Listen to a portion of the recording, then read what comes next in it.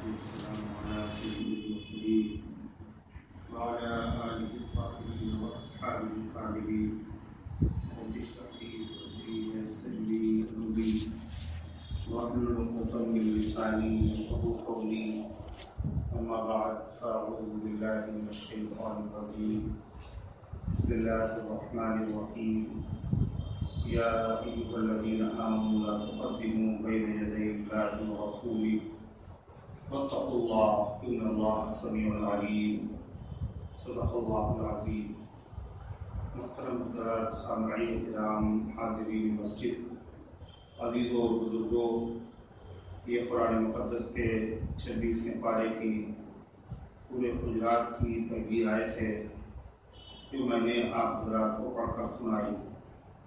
دعا کیجیے کہ اللہ تعالیٰ اس کی روشنی میں مختصر سے وقت میں کچھ کام کی اور مفید باتیں عرض کرنے کی توفیق نصیب فرمائے اور ہم سب کو عمل کرنے کی توفیق عطا فرمائے. اللہ تعالیٰ نے قرآن مقدس کی اس مبارک آیت میں تمام ایمان والوں کو خطاب کیا جو موجود تھے اس وقت جب قرآن کی آیت نازل ہوئی، یعنی صحابہ کرام. یہ جو بعد میں آئے یعنی تابعین، تبع تابعین، محدثین، مفسرین، علماء، اولیاء، اقطاب، ابدال، اور آج جو موجود ہیں دنیا میں جتنے لوگ اپنے آپ کو مومن کہتے ہیں، مومن سمجھتے ہیں اور اپنے ایمان کا اقرار اور اعتراف کرتے ہیں، اللہ تعالیٰ ان سب سے بات کر رہا ہے. یہ اللہ تعالیٰ نے تمام ایمان والوں کو خطاب کیا، اے ایمان والو. پھر خطاب کرنے کے بعد اللہ تعالیٰ نے حکم دیا وہ کیا ہے؟ لا تقدموا بین یدی اللہ ورسولہ. آگے مت بڑھو اللہ کے اور اس کے رسول سے. اللہ اس کے رسول سے آگے مت بڑھو، یعنی اللہ اس کے رسول سے آگے بڑھنا حرام ہے. قرآن کریم میں جب کسی چیز سے منع کیا جاتا ہے تو وہ چیز حرام ہوتی ہے، اور جب کسی چیز کے کرنے کا حکم دیا جاتا ہے وہ فرض ہوتی ہے. تو اللہ اس کے رسول سے آگے مت بڑھو، آگے بڑھنا حرام ہے. واتقوا اللہ، اور اللہ سے ڈرو. اگر اللہ کا دل میں خوف ہوگا تو آگے نہیں بڑھو گے. واتقوا اللہ، اللہ سے ڈرو. اور اللہ کا ڈر کیسے پیدا ہوگا؟ فَإِنَّ اللَّهَ سَمِيعٌ عَلِيمٌ. اس بات کو ذہن کے اندر جماؤ کہ اللہ تعالیٰ سننے والا ہے. جو کچھ بولتے ہیں، جو بات کرتے ہیں، کوئی سنتا ہو نہ سنتا ہو، اللہ سن رہا ہے. اور جو کچھ کر رہے ہیں سات پردوں میں لوگوں سے چھپا کر کے، نیت کچھ بھی ہے، جذبہ کچھ بھی ہے، اللہ تعالیٰ فرماتا ہے یہ یقین رکھو اللہ جانتا ہے. جب آدمی کے اندر یہ بات گھر کر جائے گی کہ اللہ سن رہا ہے تو غلط بات آدمی نہیں بولے گا. اور جب یقین ہو جائے گا کہ اللہ تعالیٰ جان رہا ہے، دیکھ رہا ہے، تو آدمی غلط کام نہیں کرے گا اور اللہ تبارک و تعالیٰ سے ڈرے گا. تو قرآن کریم کی اس آیت میں اللہ تعالیٰ نے صاف صاف فرمایا اللہ اس کے رسول سے آگے پر بڑھو. آگے نہ بڑھنے کا کیا مطلب؟ قرآن کی آیت میں کہا آگے پر بڑھو اور دوسری آیت میں بتایا پیچھے چلو. فرمایا فَاتَّبِعُونِی، میرے پیچھے چلو. اللہ کہلوانا ہے پیغمبر تمام ایمان والوں سے کہہ دو میرے پیچھے چلو. نبی کے پیچھے چلنا یہ ثواب ہے، عبادت ہے. اور نبی سے آگے بڑھنا یہ بغاوت ہے، یہ حرام ہے، یہ بے ادبی ہے، یہ گستاخی ہے، یہ جہالت ہے، یہ اللہ تبارک و تعالیٰ کے قہر و غضب کو دعوت دینے والا کام. اللہ تعالیٰ صرف اتنا فرمان نبی سے آگے مت بڑھو. کس چیز میں آگے نہ بڑھے؟ فرمایا قول میں آگے مت بڑھو. قول کا مطلب بول، بات، گفتگو. اللہ کے نبی صلی اللہ علیہ وسلم جب تک کوئی بات نہ کہیں اپنی طرف سے بات کا سلسلہ مت شروع کرو. اللہ کے نبی علیہ السلام نے جو بات جہاں تک کہی ہے وہیں تک بیان کرو، اس سے آگے مت بڑھو. کہ اللہ کے نبی علیہ السلام نے جو بات کہی ہے اپنی طرف سے گھٹا دے، اپنی طرف سے بڑھا دے اور بڑھا کر کے بتا دے کہ اللہ کے نبی صلی اللہ علیہ وسلم نے یہ کہا. آگے مت بڑھو، زبان سے بھی، بات کرنے میں بھی، اور فرمایا فعل میں بھی آگے مت بڑھو، کھانے میں بھی آگے مت بڑھو، اور اسی طریقے سے رفتار میں چلنے میں بھی آگے مت بڑھو. اللہ کے پیغمبر کے صحابہ نے سب سے پہلے وہی قرآن کی آیت کے مخاطب تھے، اس پر عمل کر کے انہوں نے دکھا دیا. جیسے صحابہ نبی کے پیچھے چلتے تھے ایسے چلو، جیسے وہ آگے نہیں بڑھتے تھے ایسے آگے مت بڑھو. حلال کھانے سے جہاں تک تعلق ہو کسی چیز کا، آدمی کا مزاج ہے بس کھانے کو ملے چاہے حلال ہو چاہے حرام.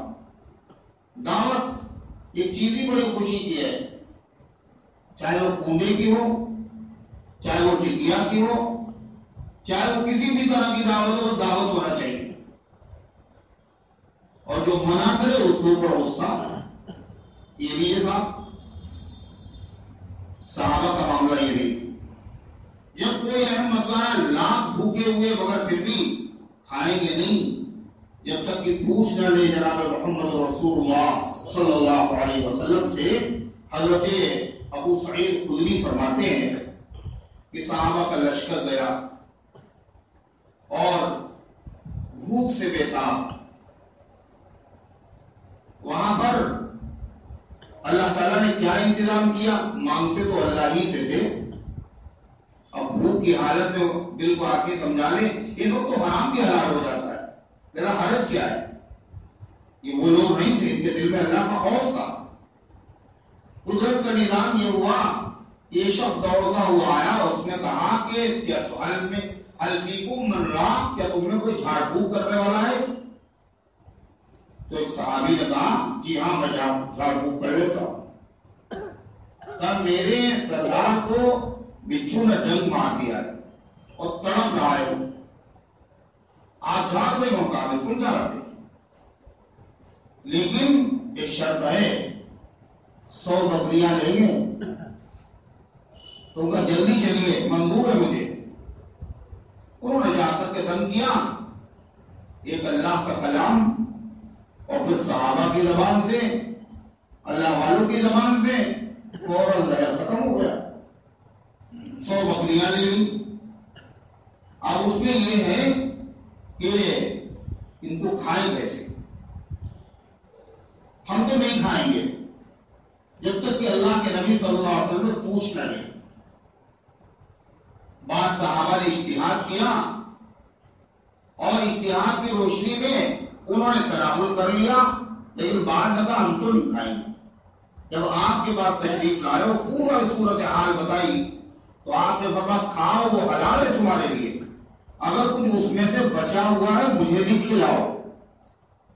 اس سے کیا مسئلہ معلوم ہوا؟ جہاں یہ پتا چلا کہ صحابہ کا مزاج یہ تھا کہ وہ ایک چیز میں پوچھتے تھے چاہے جتنے بھوک سے بیتاب ہو. دوسرے یہ پتا چلا کہ اگر کوئی عامل تعویذ لکھ کے دے دے کسی مریض کو، کوئی تڑپ رہا ہے، پریشان ہے، جسمانی بیماری ہے یا کوئی اور مخلوق ستا رہی ہے، لکھ کے دے دیا، آپ گئے، اس پر فرض نہیں ہے کہ آپ کو دوا دے، اس پر واجب نہیں ہے کہ آپ کو تعویذ لکھ کر کے دے. نماز پڑھنا فرض ہے، نماز پڑھانا فرض نہیں. نماز کا جہاں وقت وہ نماز پڑھ لیں، لیکن آپ کو خدا مسجد میں پڑھانا پڑے گی، آپ امام ہیں وہاں کے، تو یہ جو آپ نے اسے پابند کر دیا ہے تو ظاہر بات ہے وقت اس کا قیمتی ہے.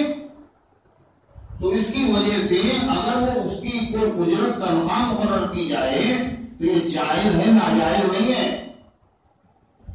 اسی لیے امامت کی تنخواہ جائز، اور اس لیے اماموں کی تنخواہ ہوتی ہے.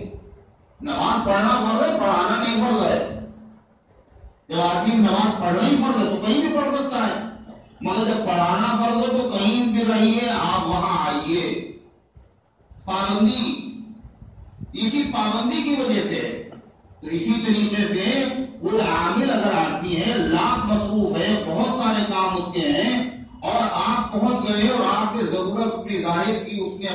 وقت میں سے کچھ وقت آپ کو دے دیا، کچھ جم کر دیا، کچھ لکھ کر کے دے دیا، اور اگر وہ کہتا ہے کہ مجھے اتنے پیسے فری میں نہیں دیں گے، اتنے پیسے مجھے چاہیے، یہ کیسے بات؟ یہ تو ہو ہی نہیں سکتا، پھر اس میں فائدہ کیسے ہوگا؟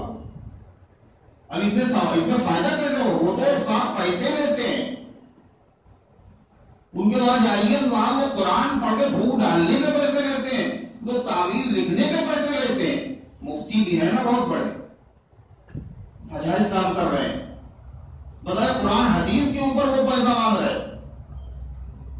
بے شک اس کا دھندا بنانا، یہ کاروبار کرنا، صرف یہی کام ہی ہے، یہی مشغلہ ہی ہے، کوئی اور کام نہیں ہے، یہ تو درست نہیں ہے، مکروہ ہے۔ لیکن اگر آدمی کے دوسرے مشاغل ہیں، ساتھ ساتھ میں اللہ کے بندوں کی خدمت کے لیے کوئی اس طرح کا کوئی کام کر دیتا ہے، اس پر اگر کوئی اجرت لے لیتا ہے تو ناجائز نہیں اور حرام بھی نہیں۔ پہلے پیسے وہ تو لیتے تو بتائیے پھر فائدہ تو ہوگا، یہ بھی اپنی طرف سے ہے، اپنی طرف سے ذہن میں بسا ہوا ہے۔ اور ڈاکٹر 500 روپے فیس لیتا، کبھی کا فائدہ نہیں ہوگا تو فیس لیتے، نہ کوئی دوا دیتے نہ کچھ، خالی انہوں نے تجویز کر دی کہ جناب یہ دوا اور یہ دوا اور یہ دوا، اور 500 روپے اور 1000 روپے وہ فیس لے رہے ہیں، فائدہ نہیں ہوئی، اس ڈاکٹر کو نہیں دکھائیں گے، اس سے فائدہ نہیں ہوگا، یہ تو پیسے لیتا ہے۔ عجیب عجیب چیز ہے جو انسان اپنی طرف سے گڑھ لیتا ہے۔ تو بخاری شریف کی روایت ہے، اسی روایت سے علماء نے استدلال کیا ہے کہ ایسی صورتحال لینے کی اجازت ہے، حرام نہیں ہے، ناجائز نہیں ہے، گناہ نہیں ہے، اور جو چیز گناہ نہ ہو اس کو آپ گناہ کہیں، جو چیز حرام نہ ہو آپ اسے حرام سمجھیں یا آپ حرام بتائیں۔ یہ کیا ہے معلوم آپ کو؟ یہی قرآن کی آیت کا مطلب ہے، لا تقدموا بین یدی اللہ ورسولہ، اللہ اس کے رسول سے آگے مت بڑھو۔ اللہ کے نبی نے جب حرام نہیں کہا، آپ کون ہوتے حرام کہنے والے؟ جب اللہ کے نبی نے کسی چیز کو ناجائز نہیں کہا، آپ کیسے ناجائز بتا رہے ہیں؟ اس کا مطلب یہ ہوا آپ اللہ کے نبی سے آگے بڑھ رہے، یہ حرام ہے، یہی ہے حرام، یہی ہے ناجائز۔ جس چیز کو حضور پاک علیہ الصلوۃ والسلام نے کیا ہے، سنت ہے وہ، یہ آپ سے ثابت ہے، آپ نے کرنے کو کہا یا آپ نے اس کی ترغیب دی ہے، تو جس درجے میں آپ نے فقہ اس درجے میں رکھنا، یہ تو نبی کے پیچھے چلنا ہے، اور درجے اپنی طرف سے بنا لینا، یہ کیا ہے؟ یہ نبی سے آگے بڑھنا۔ جیسے مثال کے طور پر عصر کی نماز کی سنتیں، عصر کی نماز سے پہلے جو سنتیں ہوتی ہیں کتنے لوگ پڑھتے ہیں؟ کیا اللہ کے نبی کی یہ سنتیں نہیں ہیں؟ کیا آپ نے پڑھی نہیں ہے؟ کیا حدیث میں اس کا ذکر نہیں ہے؟ کیا یہ ثابت نہیں ہے؟ ثابت تو ہے۔ پھر اگر کوئی آدمی یہ کہے جی نہیں، عصر کی نماز کی سنتیں سب سے پہلے پڑھنا ضروری ہے، نہیں پڑھو گے تو مارے جاؤ گے، نہیں پڑھو گے تو بہت بڑا گناہ ہوگا، اور لوگوں سے کہیں یہ وہ آدمی جس نے عصر کی سنتیں نہیں پڑھی، اور یہ اللہ کے نبی کا عاشق نہیں ہے، اور یہ صحیح مسلمان نہیں ہے، جو اس طرح کے فتوے نافذ کرے، اس آدمی کے بارے میں کیا کہا جائے گا؟ یہ اللہ اس کے رسول سے آگے بڑھنے والا ہے۔ اللہ کے نبی نے پڑھی، ثواب بتا دیا، مگر اس کو ضروری نہیں قرار دیا، یہ موقدہ نہیں ہے، یہ غیر موقدہ ہے۔ جو سنتیں غیر موقدہ ہے اس کو اگر آپ موقدہ بتائیں گے، یہ نبی سے آگے بڑھنا ہے۔ اللہ اسی سے منع کر رہا ہے، لا تقدموا بین یدی اللہ ورسولہ، اللہ اس کے رسول سے آگے مت بڑھو، چاہے وہ دین کا کام کیوں نہ ہو، عبادت کیوں نہ ہو۔ جیسے روزہ، اب روزے میں اتنی عظیم الشان عبادت ہے، حضور پاک صلی اللہ علیہ وسلم نے اس کا طریقہ بھی بتایا اور فضائل بھی اس کے بہت ہیں، مگر روزہ کئے بجے سے کئے بجے تک؟ کہاں؟ سحری کے وقت سے شروع کرو، اور سورج جہاں غروب ہو روزہ کھولو، اور فرما کہ روزہ کھولنے میں جلدی کرو، یہ نہیں وقت سے پہلے کھول دو، وقت ہو جائے، سورج غروب ہو جائے، یقین ہو جائے، احتیاط پہ 1 منٹ آدمی احتیاط کر لے، لیکن دیر مت کرو. کوئی صاحب ہے ہمارا تو جی نہیں مان رہا ہے ابھی، اور جب روزہ ہی ہے جہاں 24 گھنٹے رکے رہے تو 1 گھنٹہ اور صحیح، تھوڑی دیر اور رکے رہیں گے تاکہ اور ثواب ملے ہمیں. تو کیا کہا جائے گا؟ یہ باغی ہے محمد رسول اللہ صلی اللہ علیہ وسلم کا، یہ اللہ کے نبی سے آگے بڑھنے والا. اللہ کے نبی نے کہا جلدی روزہ کھولو، اور یہ کہنا آدھے گھنٹے کے بعد. اللہ اسی سے منع کر رہا ہے، لا تقدموا بین یدی اللہ ورسولہ، اے اللہ کے بندو اللہ اس کے رسول سے آگے مت بڑھو. کا سفر میں جا رہا ہے، اور سفر کتنا کون سا؟ سفر شرعی. شریعت میں سفر کسے کہتے ہیں؟ یہاں سے عالم باغ تک گئے، یہ سفر نہیں ہے. بارہ بنکی تک جانے کا ارادہ کہ یہ سفر نہیں ہے. پہلے ہم تو مسافر ہیں، کیونکہ یہ بھی تو سفر ہوا. شریعت جسے سفر کہے وہ ہے سفر، اور آپ جسے بنائے وہ سفر نہیں ہے. کسے کہا شریعت نے سفر؟ کہا کہ 3 دن کی مسافت، 3 دن کی مسافت کم سے کم، اس سے زیادہ ہو ہفتے بھر کی، مہینے بھر کی، سال بھر کی، کوئی مسئلہ نہیں. کم سے کم 3 دن تک آدمی چلے اور چل کر جس منزل تک پہنچ جائیں، یہ ہے سفر شرعی کی مقدار. فقہاء نے بتایا یعنی 48 میل. 48 میل سفر کے ارادے سے آدمی نکلا. 48 میل ہے، یا اس سے زیادہ چاہے جتنا ہو، کم سے کم 48 میل ہو، اس سے کم نہ ہو. اتنے سفر کے ارادے سے جب آدمی نکلے تو شریعت کے اس کے لیے الگ الگ مسئلے ہیں باقاعدہ، یعنی حکم بدل جاتا ہے. اب کیا مسئلہ ہے؟ کوئی عورت بغیر محرم کے 48 کلومیٹر سے زیادہ کا سفر بغیر محرم کے نہ کرے، یہ اس کے لیے حرام ہے، ناجائز. چاہے وہ 4 گھنٹے کا ہو، چاہے وہ عمرہ کرنے جا رہی ہو، چاہے حج کا ارادہ ہو.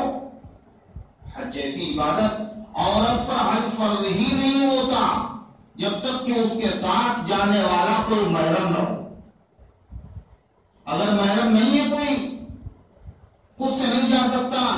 عورت کو اللہ نے اتنا پیسہ دیا کہ دولت نہیں ہو، اپنے خرچ سے اپنے سگے بھائی کو لے جائے، اپنے بھتیجے کو لے جائے، اپنے باپ کو لے جائے، تب حج اس پر فرض ہوگا.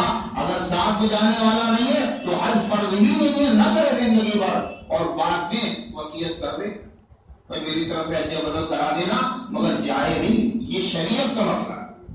کہا وہ تو سب ٹھیک ہے، اس زمانے کی بات تھی جب اونٹوں سے لوگ چلا کرتے تھے، گھوڑوں سے چلا کرتے تھے، مہینوں میں پہنچتے تھے. آج کل تو اتنی تیز رفتار سواریاں ہیں، صاحب یہاں سے بٹھایا جہاز کے اوپر اور 4 گھنٹے میں 5 گھنٹے میں جدے پہنچ گئے. یہاں ایک لڑکا بٹھایا، وہاں دوسرے لڑکے نے آ کے ریسیو کر لیا. 4 گھنٹے میں کیا ہو؟ بھئی وہی ہے، لا تقدموا بین یدی اللہ ورسولہ. ہوش میں رہو، اللہ اس کے رسول سے آگے مت بڑھو.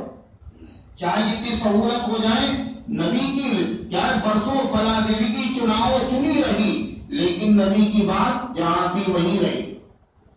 اللہ کے نبی کی شریعت کتنے دن کے لیے؟ جب اونٹوں کا زمانہ تھا جب تک کے لیے اللہ کے نبی کی شریعت تھی، اور جب پلین کا زمانہ آیا تو اللہ کے نبی کی شریعت بیکار ہو گئی. یہ قیامت تک کے لیے آپ کی شریعت رہنمائی کرے گی. چاہے آپ کو تکلیف نہ ہو، آرام رہے، راستہ معمول ہے، کوئی خطرہ نہیں ہے، مگر اس کے باوجود آپ بغیر محرم کے سفر نہ کریں. یا شوہر ساتھ میں ہو. اسی طریقے سے شریعت کا حکم کیا ہے؟ جب آدمی 48 میل کم سے کم سفر کے ارادے سے نکلا، مسافر ہو گیا. کہاں سے مسافر ہوگا وہ؟ جب شہر کی آبادی کے باہر پہنچ جائے. شہر کی آبادی یعنی مکانات ہیں، کھیت ہیں، یا شہر کی ضرورت کے لیے جو چیزیں بنائی جاتی ہیں شہر کے باہر، جیسے ہوائی اڈہ ہے، یا اسی طریقے سے گھوڑ دوڑ کا ریس کا میدان ہے، کھیل کا میدان ہے، یہ ساری چیزیں، یا مسلمانوں کا قبرستان ہے. ان تمام چیزوں سے جب وہ آگے بڑھ گیا تو یہیں سے سفر شروع ہو گیا. اور جب تک وہاں ہے 48 دن چلا جائے تب نہیں ہوگا، مسافر ابھی سے ہو گیا. وہ شہر کی آبادی کے باہر نکلا اور ہو گیا مسافر. اب کیا مسئلہ ہے؟ اگر تنہا نماز پڑھو گے 4 رکعت والی اگر نماز ہے تو کتنی پڑھیں گے؟ کیوں بھائی کتنی پڑھیں گے؟ 2 رکعت. اس کو کیا کہا جاتا ہے؟ قصر. قصر کرنا. قصر کے معنی چھوٹا کر دینا. یعنی 4 رکعت تھی اس میں 2 رکعت کم کر کے اسے چھوٹا کر دیا گیا. اس کو کہتے ہیں قصر نماز پڑھنا. عصر میں اور عشاء میں اور ظہر میں قصر نماز پڑھیں گے. مغرب میں قصر نہیں ہوگا. اس میں 3 رکعتیں ہوتی. 3 رکعت کا آدھا کرو تو کتنا بچے گا؟ 1.5 رکعت. 1.5 رکعت پڑھی ہے. 4 کا آدھا ہوگا. فجر میں قصر نہیں ہے. فجر کی نماز کتنی؟ صرف 2 رکعت. اس میں قصر نہیں.